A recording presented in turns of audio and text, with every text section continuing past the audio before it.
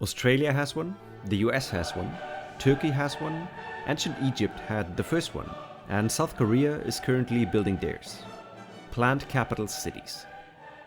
The effort and costs to abandon one place of governance and construct a completely new city from scratch are enormous, but throughout the past 3,300 years of human civilization, this has happened more often than you may think. While Washington DC in the US and Canberra in Australia are some of the more famous examples of planned cities, there are a total of 37 instances in history where a government decided to pack their bags and construct a new seat of governance somewhere else in the country. Planned capital cities have been constructed on every one of the 6 populated continents, and the first recorded instance was the construction of the city Akhetaten in ancient Egypt, which was built over 3,300 years ago to serve as the new capital of Pharaoh Akhetaten's kingdom. While this example was abandoned just a few years after construction due to the death of the pharaoh, every other city on this list has stood the test of time and can be admired to this date.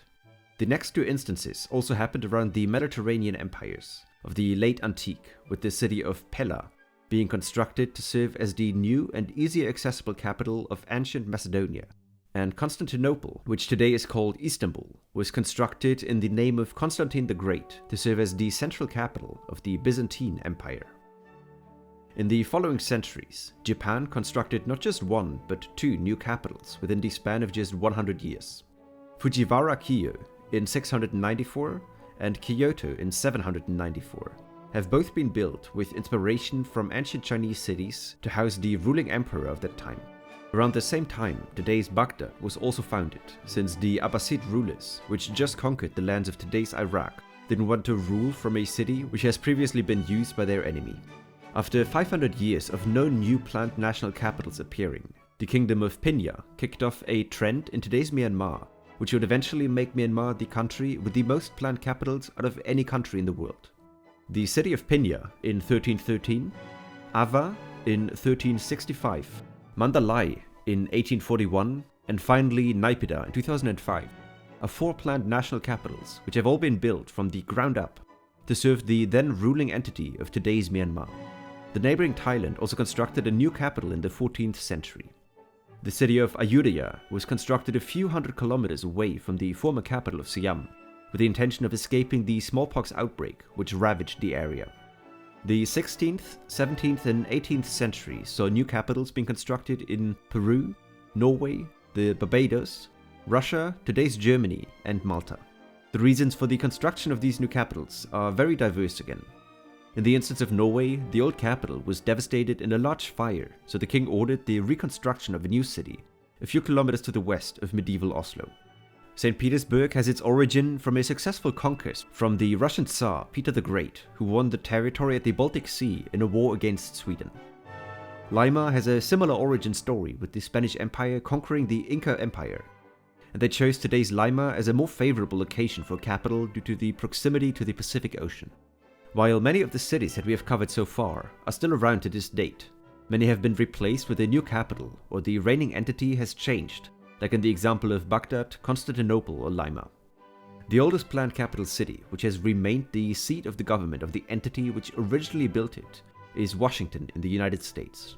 It has been the capital ever since the year 1900 and was chosen in a central location between the north and the south, and away from the existing population centers of New York and Philadelphia, with the idea to avoid that either city or state has disproportionate influence on the federal legislature. Washington was not actually the only planned capital city in today's United States. The then sovereign Republic of Texas has constructed Austin as the designated seat of the government in 1839, which served as such until the US annexed Texas just 6 years afterwards.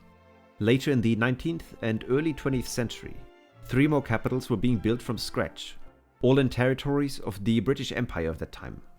Victoria City in Hong Kong, Pretoria in South Africa, and New Delhi in British Raj, which is today's India, were built by the British Empire to consolidate power in more favorable positions compared to the previous capitals. The 20th century can be considered the golden age of planned capital cities. In total, there were 14 new cities built from the ground up, which makes up almost 40% of this entire list. Upon the creation of the Turkish Republic in 1923, The seat of the new government was moved to the newly found Ankara in a more central location of the country, and Australia spent 16 years building the designated capital of Canberra, which was a compromise between the two largest cities of Australia, Melbourne and Sydney, who have both laid claim on becoming the capital.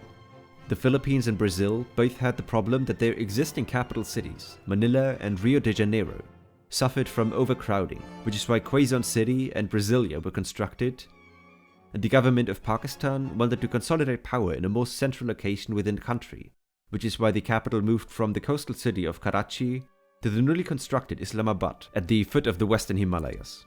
The second half of the 20th century also saw a lot of new capitals being constructed in Africa, as the countries gradually became independent from the European colonial nations. Mauritania kicked off this half-decade with the construction of Nouakchott, since up until this point the country was governed from the Senegalese city of St. Louis after it gained independence from France. Nouakchott was chosen because of its central location by the coast, and to find a compromise between the two major ethnic groups of Arab Muslims and Black Africans that lived in Mauritania. Botswana constructed the city of Gaborone after gaining independence from South Africa. Ivory Coast, Nigeria, and Tanzania all kept their capitals from the colonial times, but then decided to construct new capitals in the center of each of the countries, which gave birth to Yamoussoukro in Ivory Coast, Abuja in Nigeria, and Dodoma in Tanzania.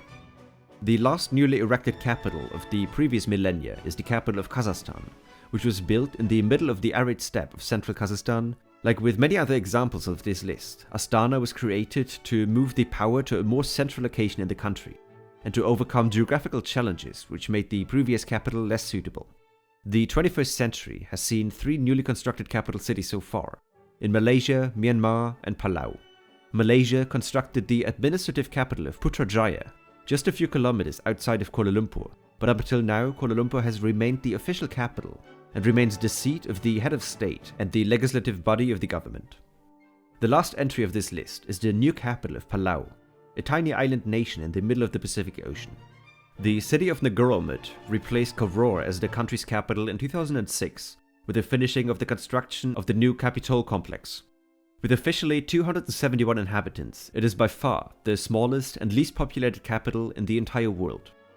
As you can see, these 37 instances of new capital cities being built arise from very different reasons such as fires, plagues, wars, the consolidation of power, or compromises between two opposing ethnicities or political forces in a country. As of right now, there are a total of 6 planned capital cities under construction, and they have very similar reasons compared to the ones we've already explored. Jakarta in Indonesia, Seoul in South Korea, and Cairo in Egypt are all mega cities, which are heavily suffering from too large populations, congestion, and pollution. That's why all 3 governments are currently constructing a new capital city, which will relieve the pressure from the existing ones. Sejong in South Korea has seen the first inhabitants moving in 2012 already, and expects to be announced as the capital in 2030. Egypt's new capital hasn't received a name yet, but a plot to the east of the current capital Cairo is already being heavily developed to soon take over the role as the national capital. Nusantara on Borneo is planned to become Indonesia's future capital, and has its designated inauguration in 2024. The final 3 entries on this list are firstly Little Bay in Montserrat, which will replace Plymouth as the island's national capital after it has been hit by a volcanic eruption in 1997. Secondly, Ciudad de la Paz, which will replace Malabo as Equatorial Guinea's capital, and finally move the seat of the government onto the mainland where most of the Equatorial Guineans live. And finally, Ramciel, which is designated to become the new capital of South Sudan, the currently youngest nation which is a member of the United Nations. I hope you enjoyed this video. If you want to see more like it, be sure to subscribe and leave a like. Cheers.